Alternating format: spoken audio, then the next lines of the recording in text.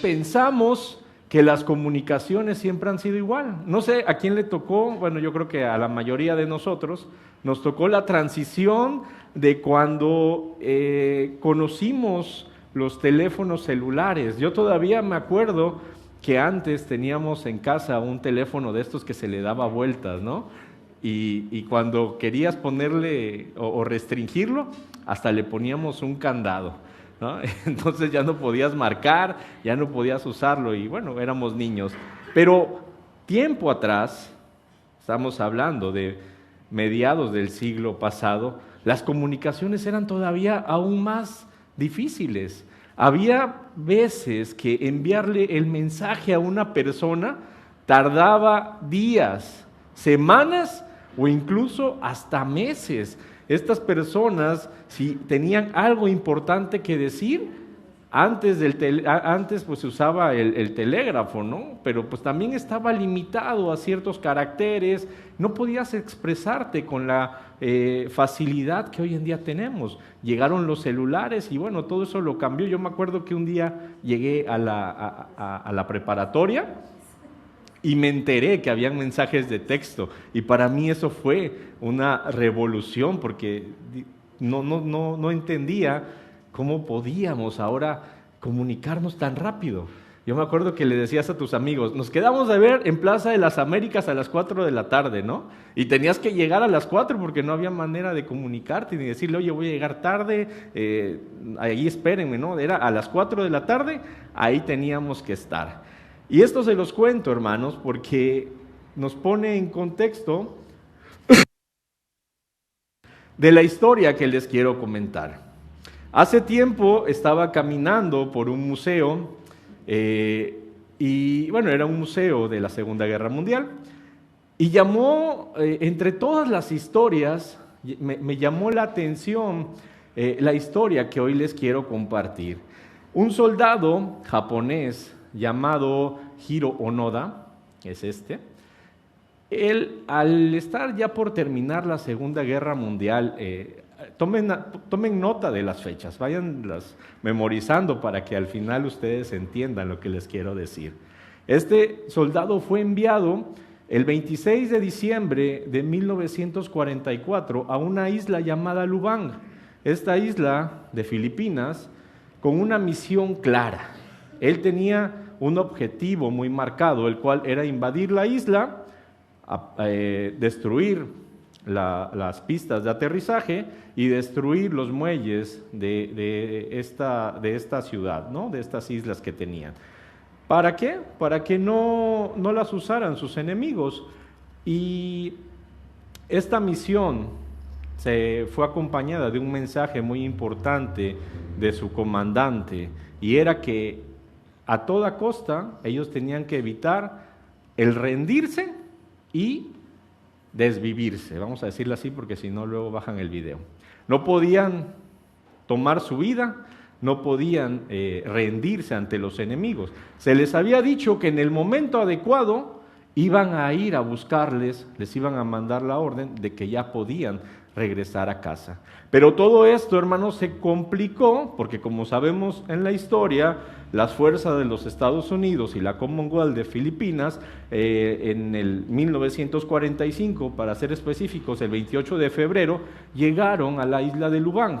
Entonces, los soldados, la mayoría, menos Onoda y 3 compañeros más, o ya se habían rendido o ya les sabían que los habían pasado a mejor vida. Onoda para este tiempo ya era teniente y él le ordena a sus compañeros que se vayan a las montañas.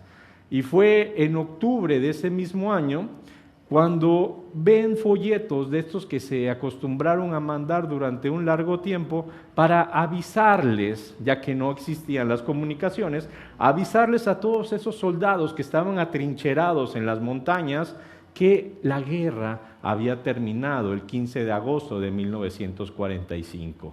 El mensaje era claro: bajen de las montañas, la guerra ha terminado. Pero estas personas, la mayoría de los soldados, no creían que esto fuera verdad. Ellos seguían en sus actividades de guerrilla, estaban escondidos en las montañas.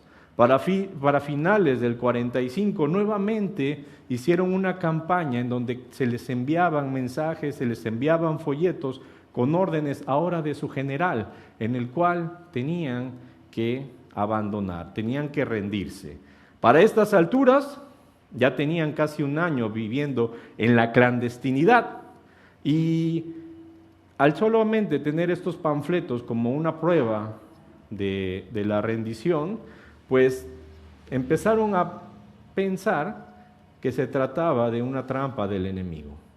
Empezaron a dudar y el grupo rápidamente decidió que no harían caso a estos mensajes.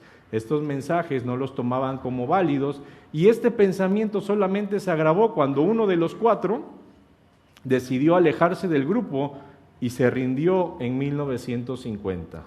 En el 52 estaban siguiendo con estas campañas, pero ahora los familiares, los amigos de estas personas, de estos soldados que estaban en las montañas, les mandaban los mensajes, les mandaban recuerdos, les mandaban fotografías, haciéndoles ver que tenían que rendirse. Sin embargo, estos 3 soldados, como ya estaban tan acostumbrados a la vida que tenían, llevaban años, imagínense, viviendo precariamente. Llevaban años escondidos en la selva, viviendo en refugios improvisados, cambiándose de un lugar a otro, no se podían bañar. Qué difícil ha de haber sido la vida de estas personas, siempre pensando que estaban a un paso de ser descubiertos. En cualquier momento ellos iban a ser descubiertos y iban a terminar, si es que se le puede llamar a lo que tenían con sus vidas. Entonces, ellos volvieron a pensar, cuando vieron estas fotografías, cuando vieron todo esto, que se trataba de un vil engaño de las fuerzas enemigas. Y desafortunadamente, Onoda fue declarado oficialmente muerto para diciembre de 1959. El día de hoy, hermanos, yo quiero que se identifiquen con esta historia.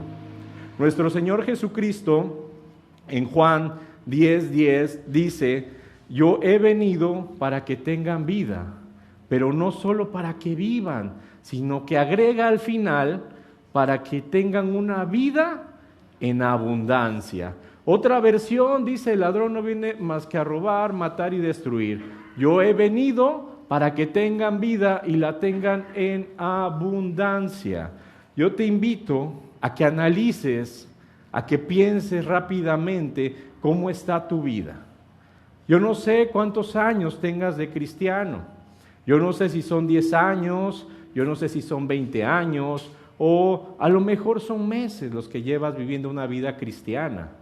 Pero en la mayoría de los casos esto no importa. No importa el tiempo que tú llevas, porque a pesar de que vengas a la iglesia, a pesar de que sirvas en algún ministerio, a pesar de que te podamos ver como la persona más espiritual en este lugar, hay muchas áreas en tu vida, cuando lo piensas bien, cuando te autoexaminas, que no están reflejando esa vida abundante y plena que el Señor Jesucristo ha prometido. A lo mejor hay deudas, las preocupaciones, las enfermedades, los problemas te mantienen viviendo en las montañas, te mantienen temiendo por tu vida, porque en tu mente te has hecho la idea de que así como vives es como debe de ser siempre. Lo triste, hermanos, es que cuando platicas, cuando tienes consejerías, cuando te vienen a pedir un consejo y tratas más con los hermanos, la mayoría se vuelve con un toque de tristeza las pláticas, porque te comentan que están resignados. Ese aire de resignación se puede sentir en el ambiente cuando te dicen: es lo que nos tocó vivir. Siempre he sido así desde chiquito. Mi vida no va a cambiar. Ya estoy resignado a que esto que me tocó vivir, a que este refugio que yo construí, a que la poca alimentación que he conseguido, va a ser toda mi vida. Vives así como este soldado, buscando sobrevivir. No estás viviendo. Acabamos de leer que Cristo dice que quiere darte una vida en abundancia. Hermanos, este versículo está conjugado en el verbo presente. No te está diciendo que mañana lo va a hacer, no te está diciendo que el año que viene, que en 5 años, que después de que restaures tu vida, después de que hagas esto, después de que hagas el otro. El Señor te está diciendo que te va a bendecir hoy. ¿Por qué tendrías que conformarte con poco? ¿Por qué tu vida se tiene que conformar con menos de lo que el Señor te quiere dar? Yo entiendo que a lo mejor toda tu vida has tenido problemas de salud, toda tu vida has estado peleando con tu suegra, toda tu vida has estado peleando con tu esposa y piensas que siempre va a ser así, que siempre va a haber escasez. Pero no sé, hermanos, si tu Biblia sea igual que la mía, pero la mía dice en Hebreos 11:6 que el Señor recompensa a los que le buscan. Entonces quiero que te preguntes, ¿a qué vienes a la iglesia? Porque claramente no estás viviendo esa vida en abundancia. Un día el Señor Jesús se presentó en una sinagoga. Él tomó el rollo del profeta Isaías, lo abrió y buscó exactamente el siguiente versículo. Dice: el Espíritu del Señor está sobre mí por cuanto me ha ungido para dar buenas nuevas a los pobres. Empezó a leerles en voz alta a los que estaban acompañándoles en la sinagoga. Dice: me ha enviado a sanar a los quebrantados de corazón, a pregonar libertad a los cautivos y vista a los ciegos, a poner en libertad a los oprimidos, a predicar el año agradable del Señor. Y enrollando el libro lo dio al ministro y se sentó. Y los ojos de toda la sinagoga estaban fijos en él. Y comenzó a decirles: hoy se ha cumplido esta escritura delante de vosotros. Aquí leemos, hermanos, que Jesús se está presentando ante todos. Estaba diciéndoles: yo soy el libertador que estaban esperando. He venido a cumplir la palabra. Yo soy la respuesta a sus plegarias. Tanta espera y el Mesías estaba delante de ellos. Así como también el día de hoy está delante de ti. Perdón. Pero muchos vienen los domingos, vienen los miércoles a la iglesia y están esperando que sus vidas cambien de la noche a la mañana. Se les presenta al Salvador y viven imaginando una vida maravillosa, una vida donde la guerra ya ha terminado. Anhelamos tiempos de paz, pero las circunstancias que nos rodean, las circunstancias con las cuales peleamos día a día, nos hacen pensar, hermanos, que debemos de estar en constante alerta, peleando. Olvidamos que la guerra ya fue ganada hace más de 2000 años por nuestro Señor Jesucristo. Colosenses 2:13 nos lo aclara, dice: ustedes estaban muertos a causa de sus pecados y porque aún no les había quitado la naturaleza pecaminosa. Entonces Dios les dio vida con Cristo al perdonar todos nuestros pecados. Él anuló el acta de los cargos que había contra nosotros y la eliminó clavándola en la cruz. De esa manera desarmó a los gobernantes y a las autoridades espirituales. Los avergonzó públicamente con su victoria sobre ellos en la cruz. Si tienes a Cristo, tu vida es una vida en victoria. Primera de Corintios dice: mas gracias sean dadas a Dios que nos da la victoria por medio de nuestro Señor Jesucristo. Entonces, hermanos, a pesar de conocer todo esto, a pesar de que desde niños muchas veces nos han dicho que Cristo nos ha dado la victoria, existen razones muy poderosas por las cuales no queremos abandonar la guerra, por las cuales no entendemos que Cristo ya la ganó. Seguimos día tras día luchando en nuestras fuerzas, agazapados, buscando el mejor escondite, porque no creemos que la victoria sea nuestra. No creemos que haya bendición. No creemos que el problema se vaya a ir. Pensamos que tenemos que estar luchando y nos agotamos, nos cansamos, no podemos más. Y nuestra vida espiritual empieza a decaer. Nos volvemos débiles, nos quita las ganas de ir a la iglesia, se nos quitan las ganas de buscar al Señor, porque no lo estamos haciendo con el Señor. Estamos luchando una guerra muy aparte, que solamente existe en nuestra cabeza. Hay versículos en la Biblia que son muy puntuales, te revelan el poder majestuoso de Dios de una manera tan radical que muchas veces ni los creemos. Romanos 6:23 dice, porque la paga del pecado es la muerte, mas la dádiva de Dios es vida eterna en Cristo Jesús, Señor nuestro. Nos lo sabemos todos, lo recitamos al levantarnos, al dormir, pero no lo creemos. Decimos para nuestro interior, el pecado te lleva a la muerte y en Cristo tengo vida eterna. ¿Solamente eso? ¿Así funciona?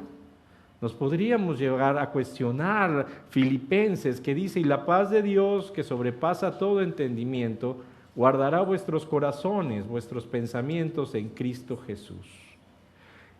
Y Juan 3:16 dice que todo aquel que en él cree no se pierde, mas tenga vida eterna.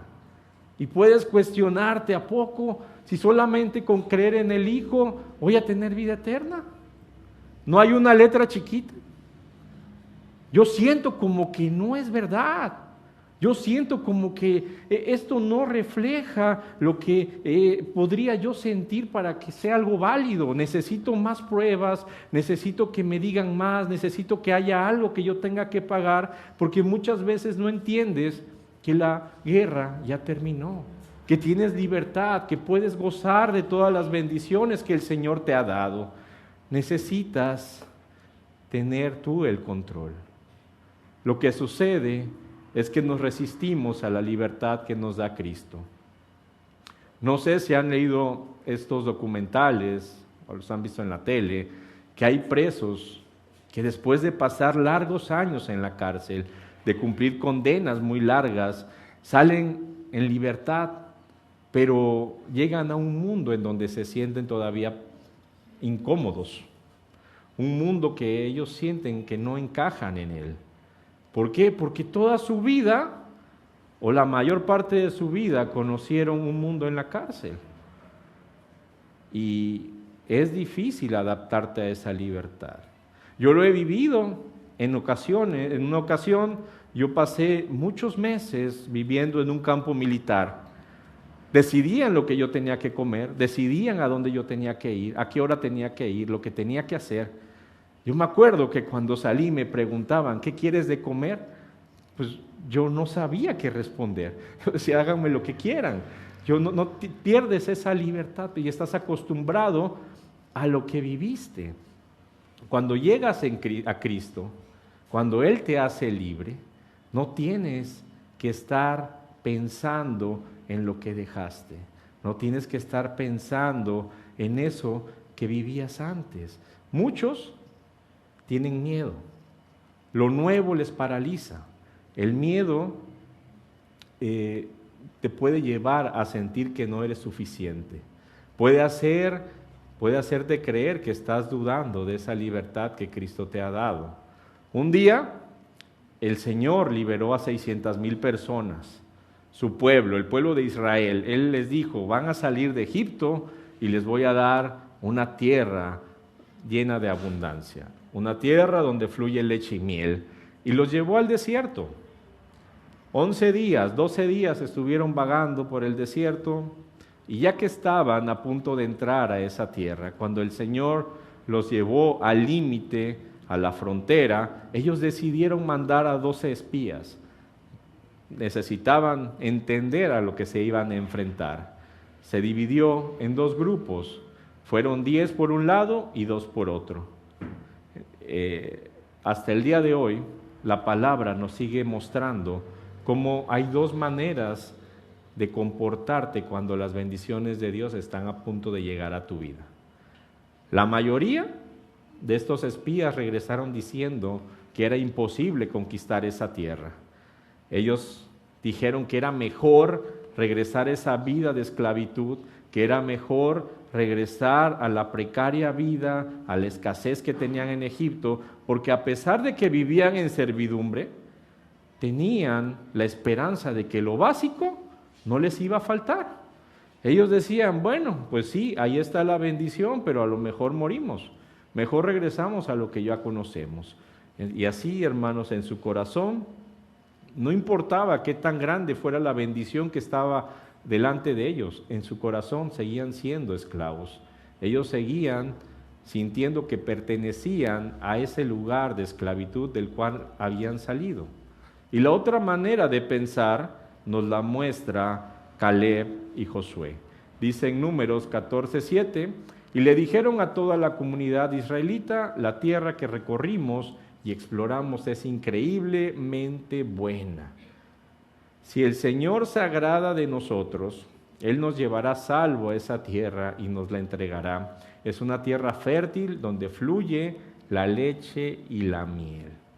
Sabían ellos que el Señor les daría la victoria, pero nosotros, aún en este tiempo, nos estamos identificando más con el primer ejemplo. Nos enfocamos a ver lo malo, nos enfocamos a creer en que Dios no puede cambiar nuestra vida. Tenemos o estamos proyectando un mal bosquejo de lo que es ser un cristiano al mundo. Porque estas personas no pudieron recibir su bendición. Ellos se perdieron las promesas de Dios porque tenían miedo. El miedo los paralizó. Y nosotros hoy en día no podemos vivir así, porque si tú estás con miedo, no vas a alcanzar esas bendiciones que Dios ya ha preparado para ti. Primera de Juan 4:18 nos los deja en claro. En el amor no hay temor, sino que el perfecto amor echa fuera el temor, porque el temor lleva en sí castigo, de donde el que teme no ha sido perfeccionado en el amor. Entonces, si tú tienes miedo en tu corazón, si tú has identificado que sigues siendo esclavo, que sigues peleando una guerra a causa del miedo, debes de entender que algo está mal contigo. Otras personas no pueden experimentar la libertad que Cristo nos da a causa de la culpa, a causa de la vergüenza. Muchos hicimos cosas en el pasado que nos persiguen hasta el día de hoy. Hay cosas que con solo nombrarlas nos provocan sentir vergüenza, un peso que nos ahoga, a pesar de que ya hayamos cambiado, a pesar de que la misericordia de Dios nos haya alcanzado, no podemos olvidar lo que hicimos. Eso no va ahí. Mateo 26:75 dice, entonces Pedro se acordó de las palabras de Jesús que le había dicho, antes que cante el gallo, me negarás 3 veces, y saliendo fuera, lloró amargamente. Días después, hermanos, Pedro estaba con el Maestro, estaba con Jesús en esa playa, y yo creo que se le caía la cara de vergüenza. Yo creo que estaba con el Maestro, pero por dentro estaba sonrojado, no sabía cómo iba a reaccionar cuando días antes lo había negado, cuando había corrido, cuando se había ido a esconder. Pero Jesús, hermanos, no le reclama. Por el contrario, solamente le dice, Pedro, ¿me amas? Y esto el apóstol Pablo nos lo aclararía más adelante.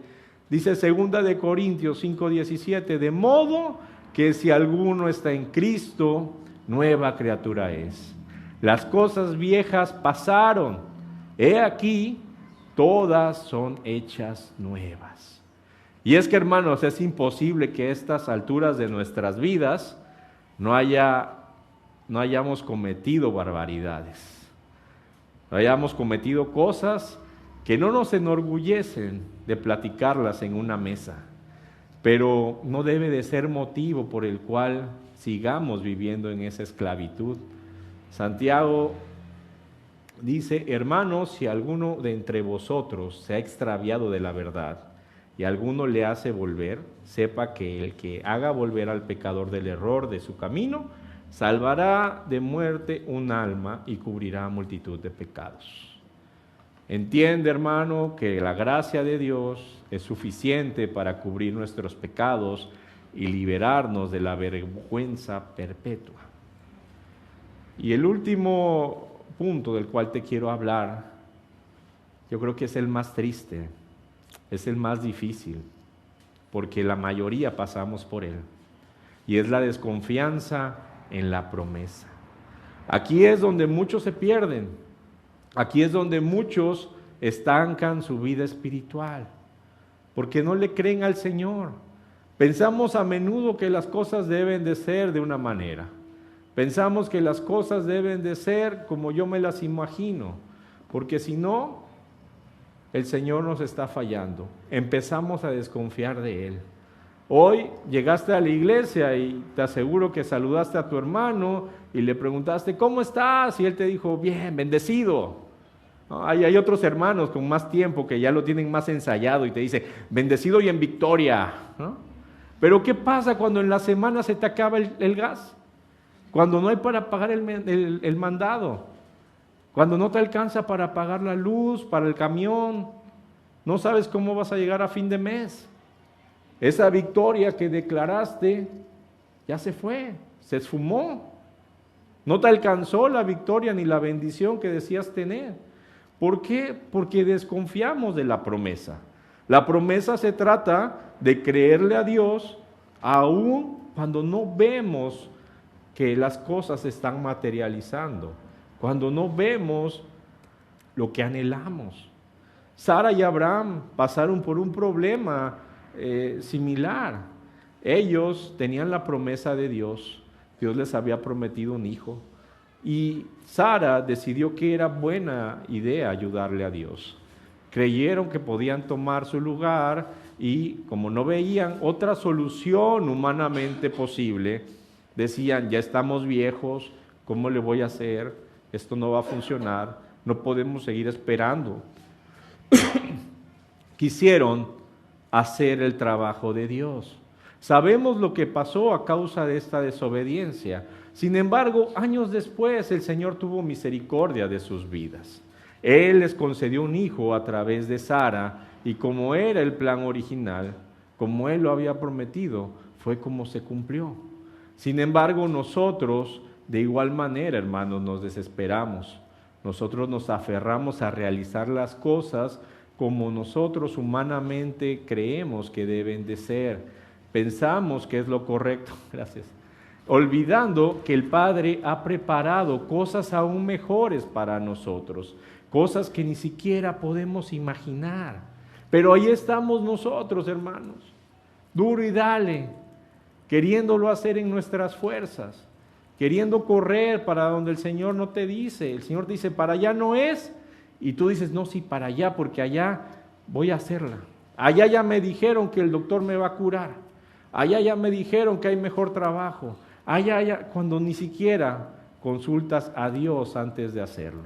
Y por eso te encuentras hermanos que años después, que se alejaron de la iglesia queriendo hacer su voluntad, pues regresan arrepentidos, regresan muchas veces con tristeza, pensando que las cosas en un momento les iba a ir bien y terminan encontrando desgracias en sus vidas. Yo sé que es difícil la vida, no es fácil.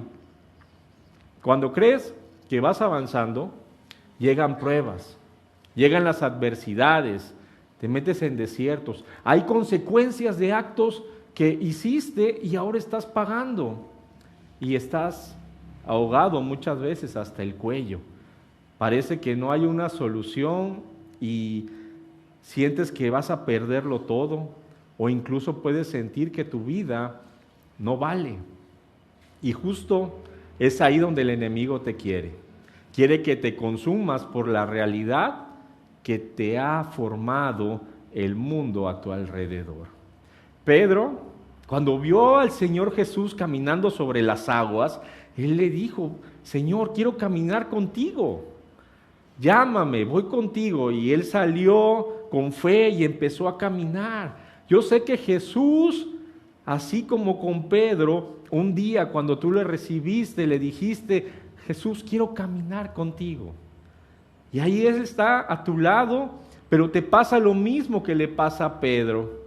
Pedro, cuando empezó a ver la realidad, lo que podía ver con sus ojos, lo que podía ver con sus sentidos, empezó a dudar.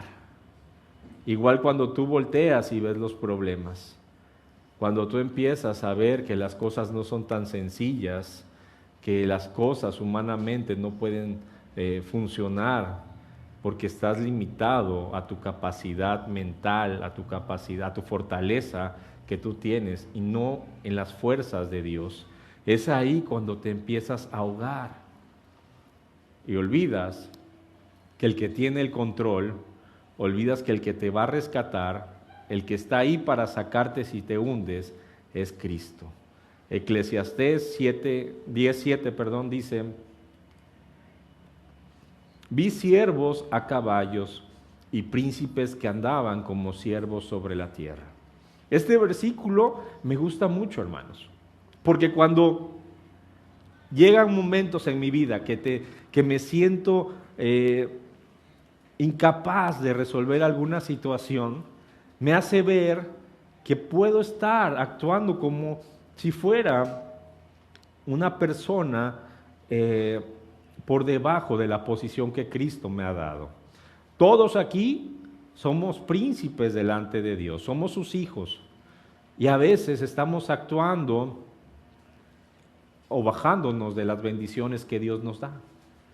Estamos por nuestra incredulidad, por nuestra falta de fe, viviendo por debajo de esa posición que Cristo nos ha dado.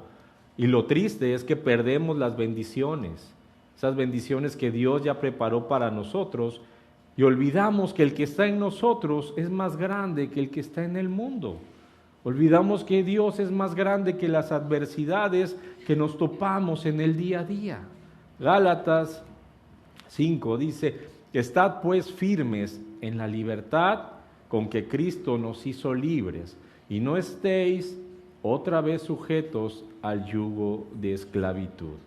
Pero pensamos, recibimos a Cristo y nos gusta regresar a este yugo de esclavitud, porque no creemos en las promesas de Dios. No creemos que ya hemos sido libres. Quizás no has recibido el mensaje, quizás todavía estás en el siglo pasado y no te llega bien el telegrama, pero el día de hoy, hermano y hermana, yo quiero que de parte del Señor entiendas este mensaje.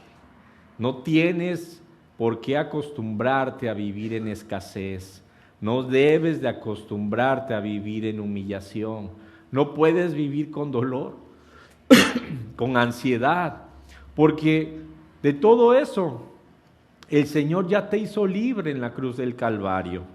El mensaje que Dios quiere dar a tu vida hoy es que debes de vivir la libertad de Cristo, esa libertad que nos ofrece. Ya no podemos ser más esclavos. La guerra ya terminó. No puedes seguir peleando. No sigas intentando en tus fuerzas, porque hay alguien que vela por ti. Quiero que juntos leamos este salmo y cuando lo leas, lo creas en tu corazón. Dice: Jehová es tu guardador, Jehová es tu sombra a tu mano derecha. El sol no te fatigará de día, ni la luna de noche. Jehová te guardará de todo mal, Él guardará tu alma. Jehová guardará tu salida y tu entrada desde ahora y para siempre. De una ofrenda de palmas al Señor, hermano.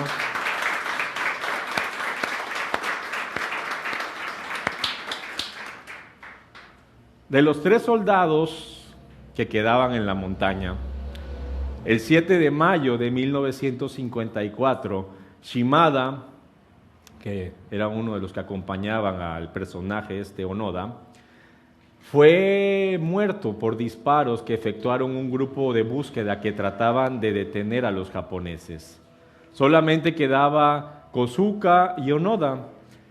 Y para el año 1972, o sea, imagínense del 44 al 72, como un acto de guerrilla, ellos incendiaron un campo de arroz y empezaron a intercambiar disparos con la policía local.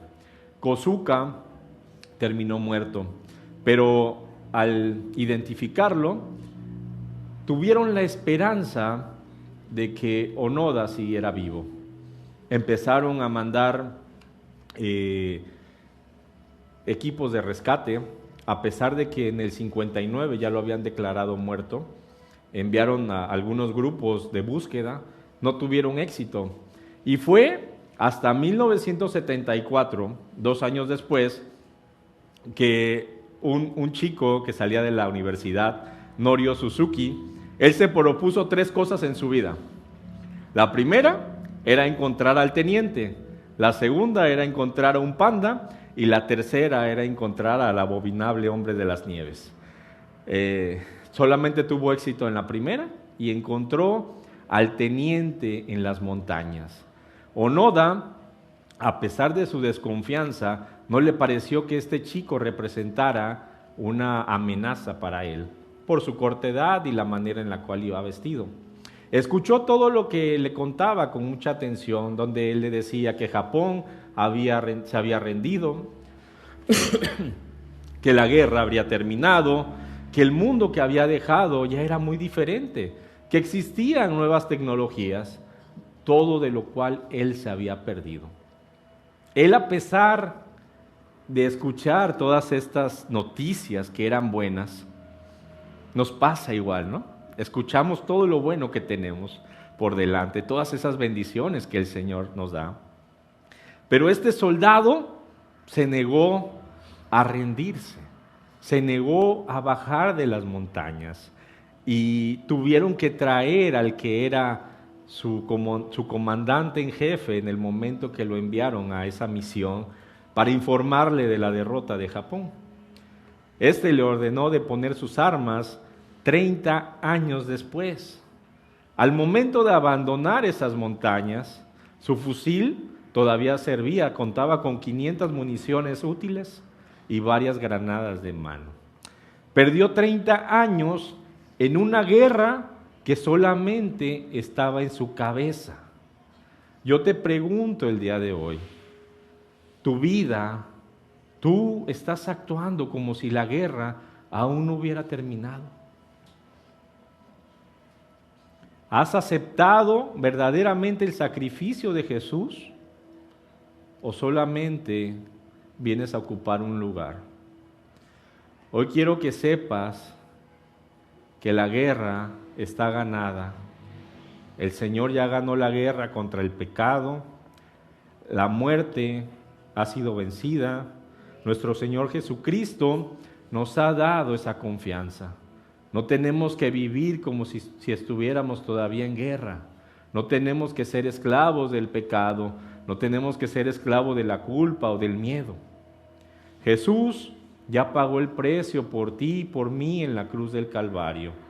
Con su resurrección nos ha dado la victoria y sobre todo nos ha dado vida eterna. Cuando recibes este mensaje, cuando realmente lo entiendes y aceptas lo que Cristo ha hecho en tu vida, empiezas a cambiar. Tu vida empieza a tomar un sentido diferente, porque podemos dejar atrás las cadenas, podemos dejar atrás la incredulidad, dejamos atrás la duda y podemos caminar nuevamente en esa vida que Jesús nos quiere dar, una vida que está llena de esperanza, gozo, una vida llena en poder en Cristo Jesús. Hoy es el día, hermanos, en que debemos de dejar esa lucha. Hoy es el día en el que debemos de recibir plenamente el mensaje de Cristo. La guerra ya terminó, la victoria ya es tuya. Cristo te la dio. Tenemos que aprender a vivir esa libertad. No hay nada más que se pueda hacer. Tú ya no eres responsable de hacer nada más. Cristo ya lo hizo. Solamente tienes que obedecer. Hay que compartir esta realidad con nuestra familia, con la gente que nos rodea, con la gente que no es capaz de vivir la vida abundante que Cristo nos ha dado.